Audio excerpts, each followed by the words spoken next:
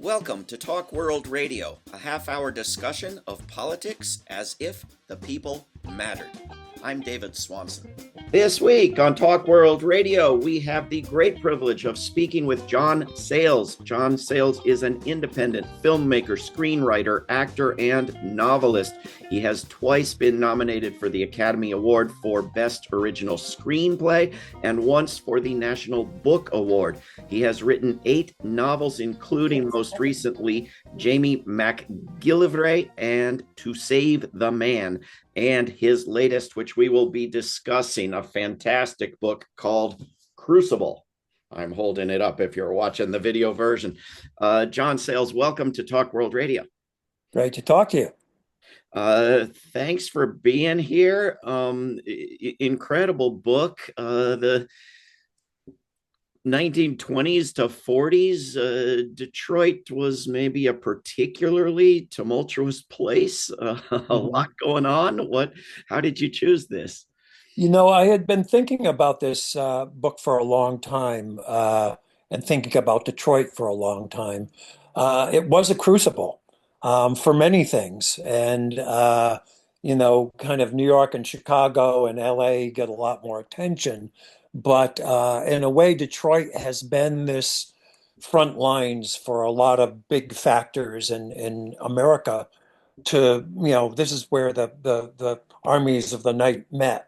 Certainly during Prohibition, they're right there on the border with Canada, major breweries across the river.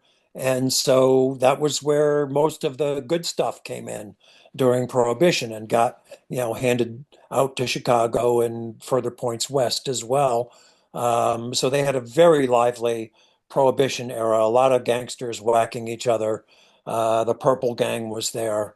Then the labor movement, once the UAW was formed and, they broke away from the AFL and, there was Henry Ford and a guy who in his pocket owned this enormous company. It was not a corporation. He owned it lock, stock, and barrel. And he became the focus of, if we can get Henry Ford to recognize the union, I think we're on our way, not just in the auto industry, but in the labor movement in general. And then, partly because of Henry Ford, it became a crucible for race in the North.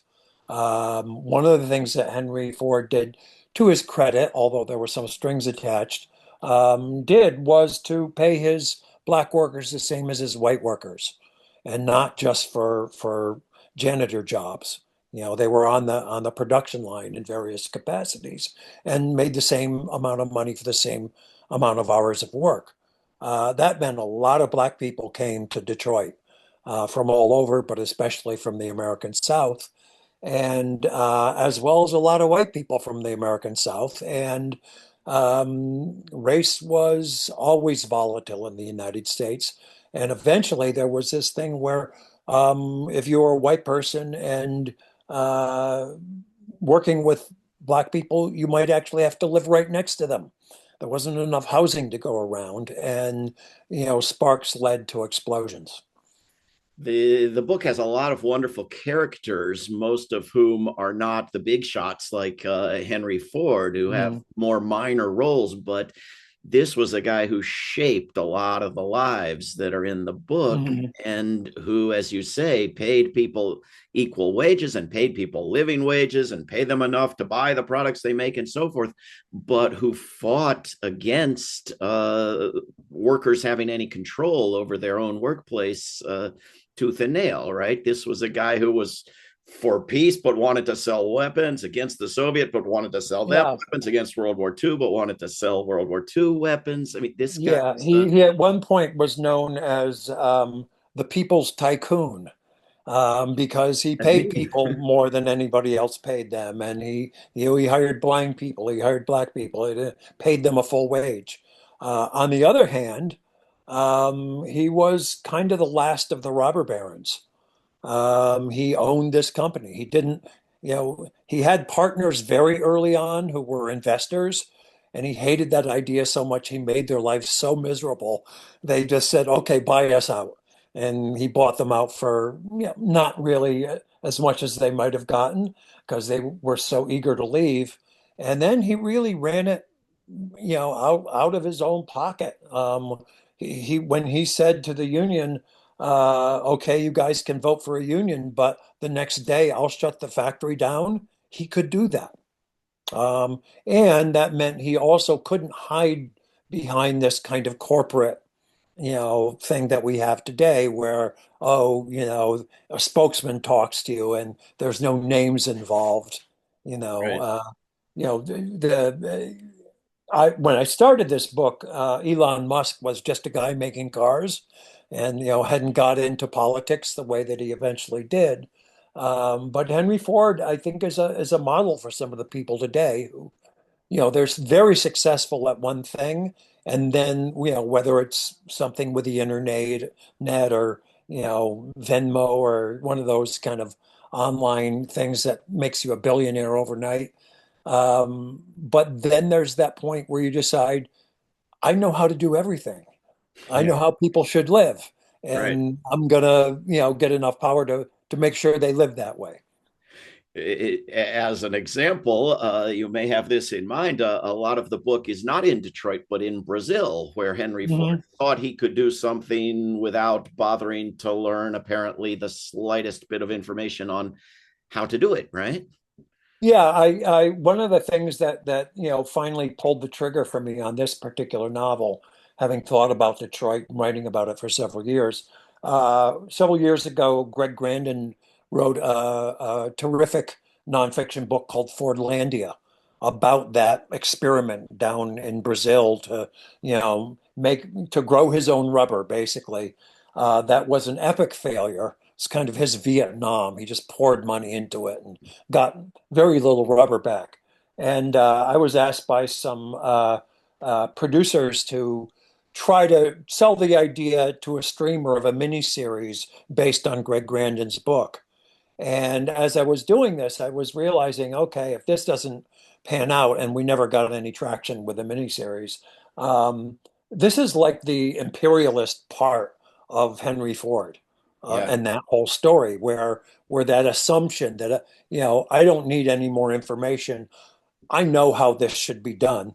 And I'm afraid it's a kind of parallel to our foreign policy for the last umpteen years, where we go into some place not knowing or caring anything about the culture and assume, well, we know what to do and we'll be greeted by cheering crowds. I mean, to go in and rip the trees out of the way that they successfully grow and Mhm. plant them in rows with not, and completely fail. It seems not just a Henry Fordish thing, but a very Western thing. I mean, did anybody else do a better job? Might somebody else have done Yeah, a better job? there are other imperialists who aren't Western imperialists, but it's a very imperialist thing. It's the Okay. assumption that your values, your way of organizing things, your knowledge of the world is so superior to the people whose, country or place you're taking over, that they're going to be thrilled about it and that it's going to work fine. It's a tough thing to take over a country. Most of the efforts in our last couple centuries have failed. Even though they might be successful on the surface for a while, eventually it's like when people do the final accounting is, boy, that was a big mistake. The the labor struggles you mentioned were also very different, as the robber barons were different. For one thing, you were risking life and limb in many cases. Also, sometimes successful. Not that that's completely gone out of fashion, Hmm. but more successful than now, I think. Yeah, I think the idea of for, for one thing, until Franklin Roosevelt became president, it was illegal to organize in many states. And even if it was legal, it could get you killed in many other states. Roosevelt and the Wagner Act and a couple other things that happened and public opinion changed about, what organizing to protect your life as a worker, and get some rights and reasonable pay, were all about. That battle has not, stopped. There are still places, I think, Walmart was one of them for a while, where you had to watch several hours of anti-union propaganda to keep your job once you signed up to work for them. It's a constant struggle. And there are, basically very few unions left than there used to be, because many industries discovered, oh, we don't have to be here. We can go to somewhere where life is cheap and unions are illegal, or we can bribe the government to make them illegal. Yeah. It also seems, as I'm reading the book, like a violent age in many ways. The entertainment is so focused on boxing, the labor struggles, the injuries in the workplace are so dangerous. Mhm. Did it seem to you like a violent time? I think we're still violent. I think the violence then had kind of reached a peak in with Prohibition. The worm turned on Prohibition. For a while, bootleggers were America's favorite tycoons, because people basically wanted to be able to drink. And it was like, well, what's the big deal? The guy's, making liquor. We all want liquor. He's selling booze. What's the big crime? My aunt, makes it in her bathtub. And then once the gangsters started fighting with each other with machine guns, and, very often killing bystanders on the street, that's when the public said, wait a minute, this has got to stop. Yeah. So I think, violence is something that's always going to be with it, but there are waves of it, and it gets enough out of control, and then people say, okay, that's enough. Somebody's got to do something, or maybe we have to do something, even if it's just electing new people, to get in there. So yes, it was a very violent time. Certainly for the first, decades and decades and decades of the union movements, the police were always against the unions. They were always, kind of illegal, or sometimes illegal, force, who were basically working for the company or the employers. And mercenary gangs and the National Guard, as it's Yeah, called. yeah. Yeah. And one of the tragedies of the union movement, because it was so marginally legal itself, and so persecuted usually by, the power structure, organized crime had an easy time infiltrating and ruining a lot of unions. And had a presence in Detroit. Oh yeah, absolutely, absolutely. My next book, which I've already written, Oh, which will come out, I hope, next year, Gods of Gotham, has to do, is set in the late 40s, early 50s, and deals somewhat with the Government Workers Union and those battles in New York. is that similarly a novel, but a historical novel? Yeah, it's a historical novel. I would say it's got a little bit of West Side Story, a little bit of On the Waterfront, the CCNY basketball scandal, and then the early days of live television. So it's very lively. We are speaking with John Sayles about his most recent book, Crucible, not The Crucible, just Crucible. Yeah. Wonderful story. One of the parts I liked best was when Diego Rivera shows up in Mhm. Detroit to study the Ford factories and paint murals of them that his patron, Mr. Ford, might not necessarily have liked that much in the end. Yeah, well, it's part of that whole story is this very sad relationship between Henry Ford and his son Edsel. Edsel, nobody says anything bad about Edsel. When I went into the research, I said, well, there must have been something terrible about the guy. And it was, Edsel the well, he was car, just not a Edsel rich the kid. person. He was actually, kind of very creative. He was a good auto designer. He had some good ideas at the plant. But his father thought he's a rich kid. He's weak. He didn't grow up, hard like I did. I'm going to toughen him up by treating him really abysmally, especially at work. And Etzel, he didn't do it to piss his father off, but he had this artistic part of him, and he had heard of Diego Rivera, and he thought it would be wonderful to have something about industry and art merge.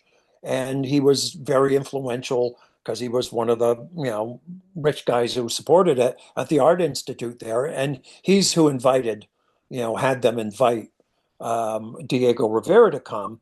Eventually, Henry Ford did meet Diego Rivera, and they got along wonderfully. There's a scene in the book where they have and they're fascinated with each other's work. Yeah. Um, Rivera was trying to get back into the Communist Party, and he thought that all this machinery and this way of manufacturing was going to liberate mankind from drudgery. It was going to be the savior, and then eventually we'd have this workers' paradise where you worked 3 days a week and the machines did the rest, and then the rest of the time you just had fun. Uh, Henry Ford didn't realize till he started talking with Diego Rivera what a process was involved in his making his murals, that it wasn't just painting on a wall, Right. scribbling on a wall, that there was all this preparation, and that you played around with the paints you were going to use, and the what's the surface I'm painting on, and there was science to it, and you had assistants, and there was a whole process involved, and he was always fascinated with those. So they actually had an interest in each other.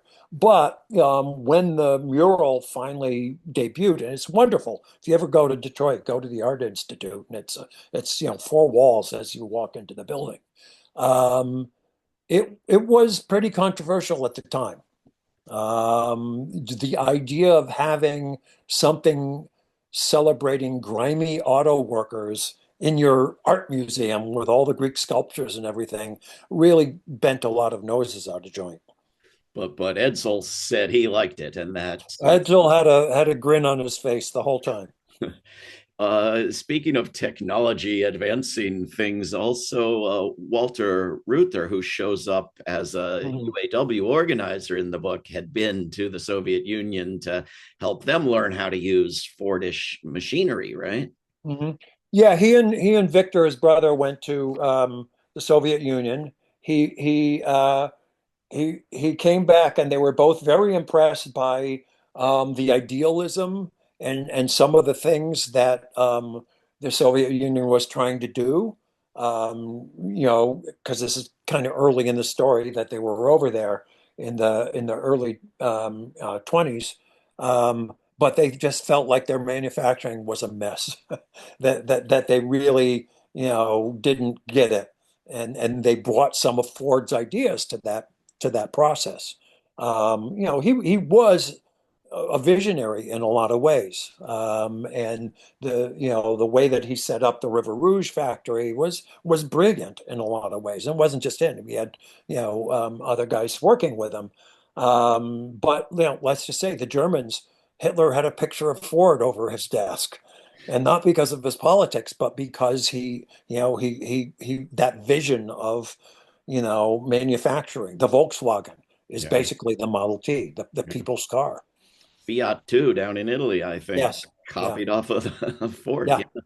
Um, the uh, the other thing that strikes me reading through the book is how many different divisions and bigotries and prejudices and anti-Semitism and anti-black racism. I mean, there's so much divisions. Often the characters talk about the baseball games as the one place where everybody's united behind something, right? Yeah, I have this theorem that, and it's showed up in a lot of my books and movies, that the place where Americans feel safe to meet most often is in music and in sports. And it's interesting because it's there's a phrase that I heard, playing kind of outdoor basketball and in among musicians, including jazz musicians. If you can play, you can stay. And once Jackie Robinson showed up, and once venues were allowed in many places in the United States to have an integrated band on stage and an integrated audience. Um, you Yeah. know, People went wild with that. They just started trading riffs, whether it was sports or music. This is a country that asks a lot. There are other countries where there are maybe, two main ethnic groups, and often they don't get along very well. We have so many. Yeah. We're divided by race, we're divided by religion. And, the question to me always with this experiment of the United States is, can we get past that? Can we, when we say we, can we expand who we is and who share these kind of rights and responsibilities? And so you get places like Detroit, which become this crucible, this place where it's not a nice little melting pot like a fondue. It is a place often where there's a violent reaction to the effort to mix these things together. Yeah. Um, I was also struck by how much detail is in the book in terms of sports and prohibition and the music of the day and how the typewriters worked and how the Mm. bathrooms worked and how you cite some sources in the acknowledgments section of Mm. the book, but you had to do some research. How did you go about being able to write as if you lived in the 1930s? You question everything, for one thing. So at one point, one of my characters, Kaz Pilsudski, he loses his job like on the first day that his wife, who's been looking for one, gets a job. And then I realized, wait a minute, when did the Social Security start? And I realized when I did my timeline, oh, it would have been like 8 months old when she gets this job. Well, how did you get your number? You went down to the post office. So you have to question those things. I think it's one of the things if you're writing any historical fiction, you have to keep asking those questions unless you decide, well, look, we're going to say it's the 1820s, but people are going to like be hip and cool like they are now, Right. and that's a decision. But once you do that, you have to bone up on the technology. You have to, what did the uniforms look like? And if you're lucky, this isn't ancient history, so there are pictures. You can go online and hear Father Coughlin, do one of his radio, anti-Semitic screeds. You can go online and find play-by-play of a World Series game from 1934. Yeah. And so there's a lot of stuff that is word for word just lifted from those things, in the book. Um, and you find stuff that you just didn't know. What one of my chapters in the book is about a character I had no idea. He was a huge radio personality in Detroit, about to go national, um, until he kind of got on the wrong side of a recall of a mayor, and one mob or the other just shot him dead in the lobby of a hotel. I had no idea about that. I had no idea when I started writing the book that there was a race riot in the early 40s in Detroit as bad or worse than the one in the late 60s. So research is not just filling in blanks. Sometimes it's like, oh wow, I can't, I just stumbled on something that I can't leave out and really tell the story properly. We've unfortunately only got a few minutes left. I think Henry Ford sort of tried to create his own history. There's some sort of living history museum, town, village Mhm. with his house and Edison's office and so forth. Have you seen that? I have not. And how Yeah, does history we went compare? there. I got to do some readings in Detroit and Dearborn, where he was set up just a month ago, and got to go to his house, which is being restored very well. And interestingly, his idea, he once said, "History is bunk. It's double bunk. It's just a bunch of dates and wars and things like that." To him, what history should be was the history of how people made their lives improve. And so, and some of it was nostalgic. I want the house that McGuffey, who wrote the McGuffey's Reader, which is what he learned to speak English with, I want his house there, and Edison's lab was there. But it was also these inventions. So, he starts with, the things that used to card, cotton to get the seeds out, and then the machine that did it instead of having to do it, which was a crank machine. And then, a water powered machine with a belt that did it. And, that's the evolution that he was. Now, if you go to that museum, it's enormous. They've got, so much stuff in the back lot, basically, of various sorts, that it really is, the work for them is to say, what are we going to show? We've got a lot of space, but we've got so much more stuff to show. What's the story we want to tell?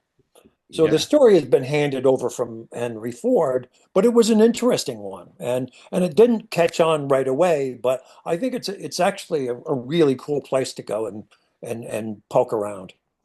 We're running out of time. Last question. Would Crucible make a good movie? I think it would make a good miniseries.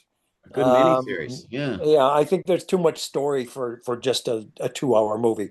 By the way, if you hold that book up upside down and point it to people, what Uh-huh. they're seeing there is at the bottom are all the cars that were made that day, and then on the left of the screen is the River Rouge factory. I didn't get it when I first saw the cover, and then I said, "What's that radiator at the big, the top? It looks like something inside of a computer."